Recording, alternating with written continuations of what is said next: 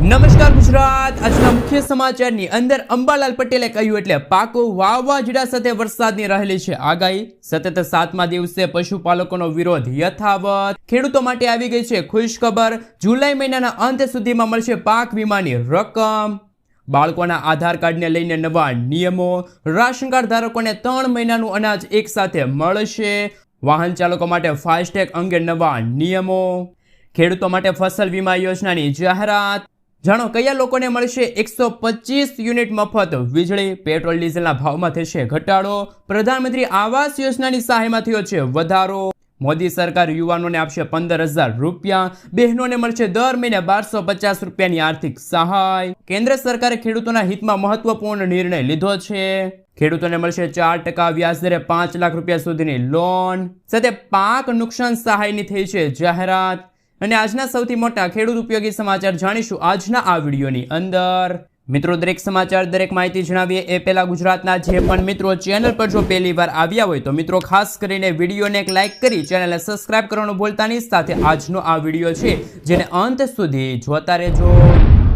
મિત્રો તેના તાજા અને નવા હવામાન સમાચાર વિશે વાત કરીએ તો અંબાલાલ પટેલે ગુજરાતમાં ભારેથી ભારે વરસાદને લઈને આગાહી કરી છે। અંબાલાલ પટેલના જણાવ્યા મુજબ 23મી તારીખે બંગાળના ઉપસાગરમાં વેલમાર્ક લો પ્રેશર બનશે।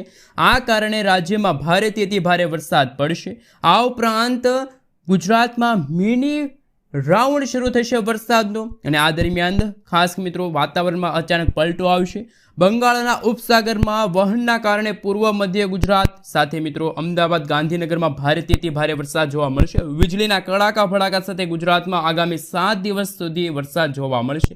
માછીમારોને દરિયો ન ખેડવાની સૂચના। ગુજરાતમાં વરસાદની આગાહી વચ્ચે માછીમારોને 24 જુલાઈ સુધી દરિયો ન ખેડવાની સૂચના આપવામાં આવી છે। છેલ્લા 24 કલાકમાં રાજ્યના 5 તાલુકામાં 3.5 ઇંચ સુધીનો વરસાદ ખાબક્યો છે। ગુજરાતમાં ચાલુ વર્ષે ચોમાસાનો કુલ 53% સુધીનો વરસાદ નોંધાઈ ચૂક્યો છે।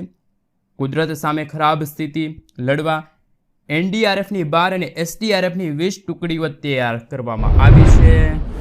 મિત્રો ત્યાર પછીના સમાચાર વિશે વાત કરીએ તો ખેડૂતોને જુલાઈ મહિનાના અંત સુધીમાં મળશે વર્ષ 2019 અને 20ના પાક વીમાની રકમ। પાક વીમાની રકમ જૂનાગઢના ખેડૂતો વંચિત રહી ગયા છે। ધારાસભ્ય અરવિંદ લાડાણીએ જિલ્લાની સંલગ્ન સમિતિમાં રજૂઆત કરતા ઉચ્ચ અધિકારીઓએ ખેડૂતોને પાક વીમો ચૂકવવા માટે ખાતરી આપી હતી, જેથી હવે ખેડૂતોને 2019 અને 20ના વર્ષના પાક વીમા મળશે। માણાવદરના ધારાસભ્ય અરવિંદ લાડાણીએ એક વીડિયા મારફતે જાહેરાત કરી છે કે મગફળીના પાકનો 33% વીમો મંજૂર થયેલો છે। મિત્રો ત્યાં પછીના સમાચાર વિશે વાત કરીએ તો સાબર ડેરી સામે પશુપાલકોનો સતત 7મા દિવસે વિરોધ યથાવત જોવા મળી રહ્યો છે। કિલો ફેટે ભાવ નહીં પણ 20% નફો આપવાની માંગ સાથે આસપાસના ગામના પશુપાલકોએ મોડાસાના સજાપુર ટીટીસરના એક ગામમાં બેઠક યોજી હતી, જેમાં 66 દૂધ મંડળીઓના આગેવાનો હાજર રહ્યા હતા। અરવલ્લી જિલ્લાની 80% ઉપરાંત દૂધ મંડળીઓ હજુ પણ બંધ હાલતમાં છે। પશુપાલકો હજુ પણ સાબર ડેરી સામે રોષ ઠાલવી રહ્યા છે। મિત્રો ત્યાં પછીના સમાચાર વિશે વાત કરીએ તો પાક નુકસાન સહાય જાહેર। રાજ્યના ખેડૂતો માટે ખુશીના સમાચાર સામે આવ્યા છે। રાજ્ય સરકારે કમોસમી વરસાદથી ખેડૂતોને થયેલા નુકસાન માટે રાહત પેકેજની જાહેરાત કરી છે। ઓક્ટોબર 2024માં થયેલા નુકસાન માટે સરકારે રાહત પેકેજની જાહેરાત કરી છે, જે અંતર્ગત કપાસના વાવેતરને થયેલા નુકસાની સહાય ખેડૂતોને ચૂકવવામાં આવશે। રાજ્યના 6 જિલ્લાઓના કપાસના વાવેતર કરેલા ખેડૂતોને નુકસાન અંતર્ગત સહાય મળવા પાત્ર રહેશે। તમને જણાવી દઈએ તો રાજ્યના છોટાઉદેપુર છે, જામનગર છે, અમરેલી છે, ભાવનગર છે, સુરેન્દ્રનગર છે અને રાજકોટ જિલ્લાના ખેડૂતોને આ સહાય ચૂકવવામાં આવશે। સરકારના નિયમ મુજબ જે ખેડૂતોને 33%થી વધુ પાક નુકસાની થઈ છે તો જ ખેડૂતોને સહાય મળશે। આ સિવાય 2 હેક્ટરની મર્યાદામાં પ્રતિ હેક્ટર 11,000 રૂપિયાની સહાય ખેડૂતોને મળશે। ખેડૂતોએ આ પાક નુકસાનીનું વળતર લેવા માટે છે એ મિત્રો ઓનલાઈન અરજી કરવાની રહેશે અને સરકાર સીધા ખેડૂતોના બેંક એકાઉન્ટની અંદર પૈસા છે ટ્રાન્સફર કરશે। પછીના સમાચાર વિશે વાત કરીએ તો પેટ્રોલ ડીઝલ સસ્તું થશે, મંત્રીએ આપ્યા છે સંકેત। પેટ્રોલિયમ મંત્રી હરદીપસિંહ પુરીએ જણાવ્યું કે ક્રૂડ ઓઇલના ભાવ પ્રતિ બેરલ $65 પર સ્થિર રહેશે તો આગામી 2 થી 3 મહિનાની અંદર તહેવારો નજીક આવતા પેટ્રોલ ડીઝલના ભાવમાં છે ઘટાડો થઈ શકે છે. હાલમાં તેલ કંપનીઓ પેટ્રોલ પર 12 થી 15 રૂપિયા અને ડીઝલ પર 6 થી 12 રૂપિયા પ્રતિ લીટર નફો કમાઈ રહ્યા છે. જોકે ભૂ રાજકીય એટલે કે ઈરાન અને ઇઝરાયલ વચ્ચે ચાલી રહેલા યુદ્ધના કારણે હજુ પણ ભાવ ઘટાડો થાય એવા કોઈ સમાચાર સામે આવી રહ્યા નથી. જો મિત્રો ભૂ રાજકીય તણાવ જેવી અસ્થિર પરિસ્થિતિઓ છે એ ભાવ ઘટાડવામાં અવરોધરૂપ બની રહ્યા છે. મિત્રો ત્યાં પછીના સમાચાર વિશે વાત કરીએ તો બાળકોના આધાર કાર્ડના બાયોમેટ્રિક્સ અપડેટ માટે અભિયાન શરૂ કરાય છે. Unique identification authority of India 2 મહિના પછી તબક્કાવાર શાળાઓમાં બાળકોના બાયોમેટ્રિક્સ અપડેટ શરૂ કરવાના પ્રોજેક્ટ પર કામ કરી રહી છે. આ પગલાંનો હેતુ 7 કરોડથી વધુ બાળકોના બાયોમેટ્રિક્સ અપડેટની પ્રક્રિયાને સરળ અને સુલભ બનાવવાનો છે.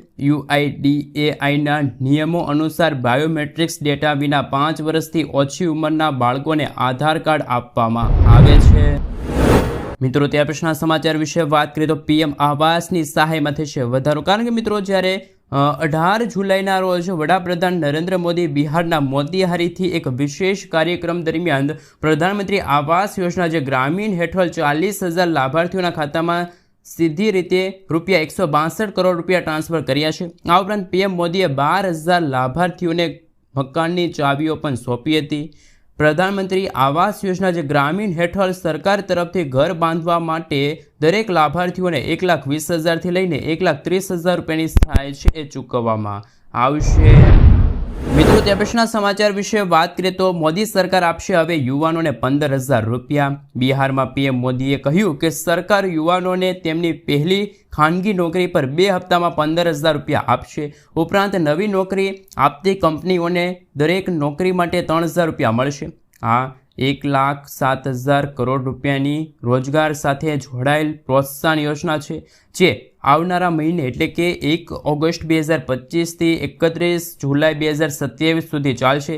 જેમની કંપની ELIમાં નોંધાયેલ છે અને જે પહેલીવાર નોકરી શરૂ કરી રહી છે અને EPFOમાં નોંધાયેલ છે તો તેને લાભ છે એ મળવાપાત્ર રહેશે. મિત્રો આગળના સમાચાર વિશે વાત કરીએ તો રાશન કાર્ડ ધારકોને હવે 3 મહિનાનું અનાજ એકસાથે મળી જશે. ભારત સરકાર રાશન કાર્ડ ધારકો માટે મહત્વનો નિર્ણય લેશે. અત્યાર સુધી રાશન કાર્ડ ધારકોને દર મહિને અનાજ આપવામાં આવે છે.